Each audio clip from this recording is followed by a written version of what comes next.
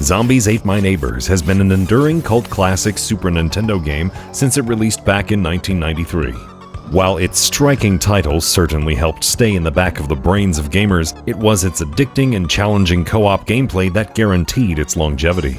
Compounded by a generous amount of levels and horror B-movie charm, it's no wonder why it's so fondly remembered. Ghoul Patrol is widely considered a sequel due to it having very similar gameplay and premise of Zombies Ate My Neighbors, but for some reason it never got the same love. It had bigger and more detailed sprites, with much livelier animations. The difficulty was a bit more fair, although that isn't saying much for games from the 90s, which were typically much harder than anything released in the modern age. Zombies Ate My Neighbors and Ghoul Patrol inevitably became extremely rare and highly sought-after SNES cartridges that would cost the soul of an orphan. Things got worse when the Wii Virtual Shop closed, leaving the Wii U Virtual Console as the last option.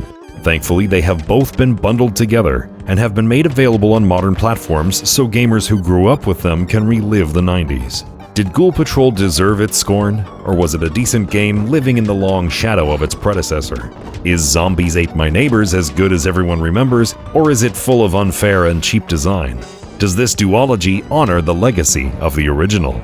Zombies Ate My Neighbors is the story of Zeke and Julie, and how they thwart Dr. Tongue's horde of lawyer-friendly movie monsters from murdering cheerleaders, army guys, dogs, babies, and tourists. There might have been a bit more substance to the story in the game's manual, but the Zombies Ate My Neighbors and Ghoul Patrol combo only has scans of the manual covers, and not the good stuff inside.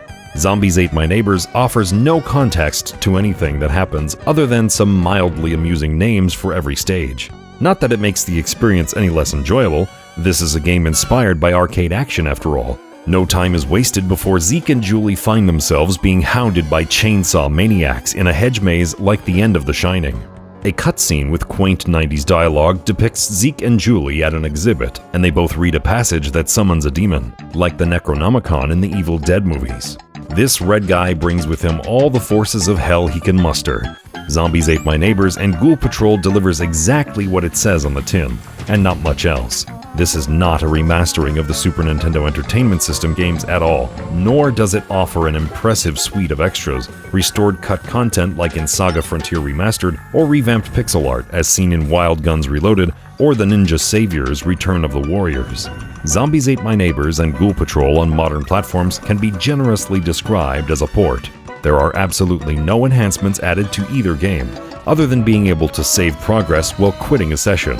While both games are enjoyable, both weren't perfect and had room for improvement. There was no effort to implement split screen, which is disappointing considering Zombies Ate My Neighbor was originally intended to have it, but the developers couldn't get the game running smoothly due to hardware limitations. Modern platforms don't have the same limitations, which makes it all the more disappointing that the developers missed the opportunity to implement such a useful feature. The extras are also lackluster. While we were promised concept art and interviews, we only got a few sketches, the covers of the manuals and box, and a single interview with one Zombies Ate My Neighbors developer on how hard it was to find a publisher, and how it led to so many levels. There's nothing on Ghoul Patrol.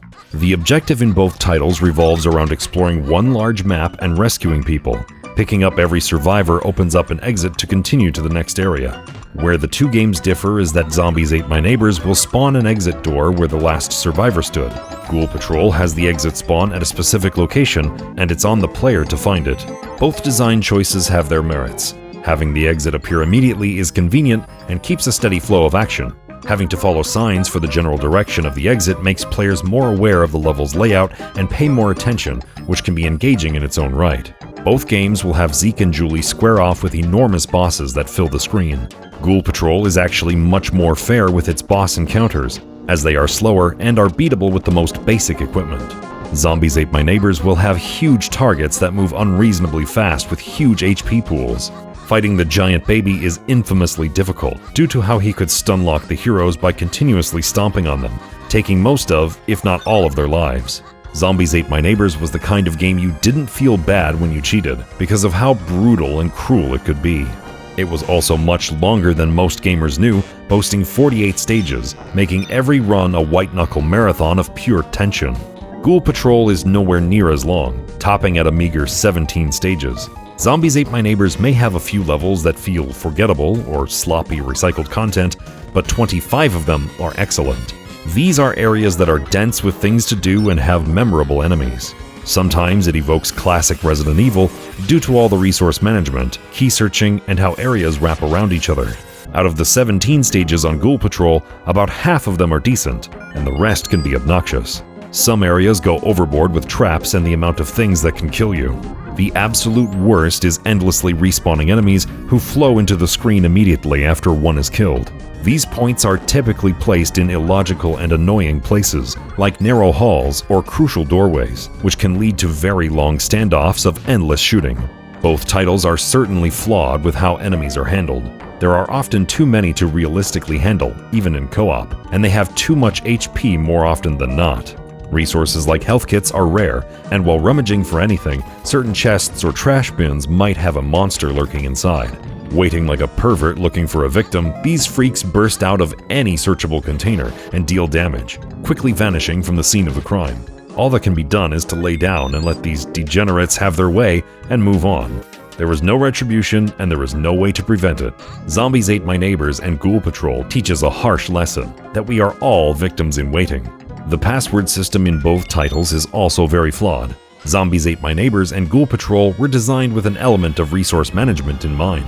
The early parts of the games had more plentiful items to collect that would become lifesavers later on. Using a password would mean starting with nothing except a water gun at later levels, severely crippling chances of survival. This port had the opportunity to improve upon the progression for both games. There could have been a level select menu for all previously completed stages. Both titles should have let players carry all of their leftover resources that they were still carrying when they died. This would give them better odds at survival if they choose to restart a few levels back, so they can accrue more health kits, lives, and ammo. Another missed opportunity is the lack of care put into the control mapping. There could have been twin-stick controls added at the very least. Strafing may have broken the game, but it would have made fighting the giant baby and UFO a lot fairer. Sadly, there are no control options at all, and confusingly, the controls seem to have been mixed up from the original game. There was no effort at all to even out the difficulty or make the scenario more fair at all. All the same flawed systems are exactly as they were, and there is no option to remap the controls. The biggest victim of all in the Zombies Ate My Neighbors and Ghoul Patrol package is the image quality. Both of these games are 16-bit SNES titles that were designed for 4x3 CRT displays and not for 16:9 HD flat panels. The pixel artists for both games used the limitations of the display hardware to craft the visuals, and now that the phosphorus glow is not present to smooth the pixel edges, the visuals become rough and jaggy.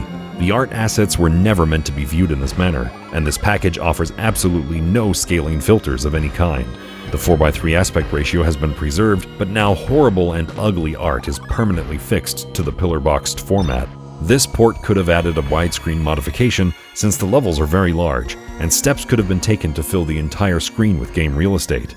There isn't even any border options for simple black bars. Even though Zombies Ate My Neighbors and Ghoul Patrol is very flawed, it's still as engaging and enjoyable as ever. Zombies Ate My Neighbors is definitely the feature presentation of the package, boasting an unbelievably dense experience of mayhem and action. It constantly introduces new ideas and weird visuals, like using a lawnmower on aliens and victims who become werewolves. Ghoul Patrol has undeniably got issues with its level design and being really short, but it's nowhere near as bad as most will claim. Most complaints are levied at having to seek the exit after saving the survivors, but this seems like it helps make the game stand out from being too much like its predecessor. The controls in Ghoul Patrol are noticeably slower and weightier.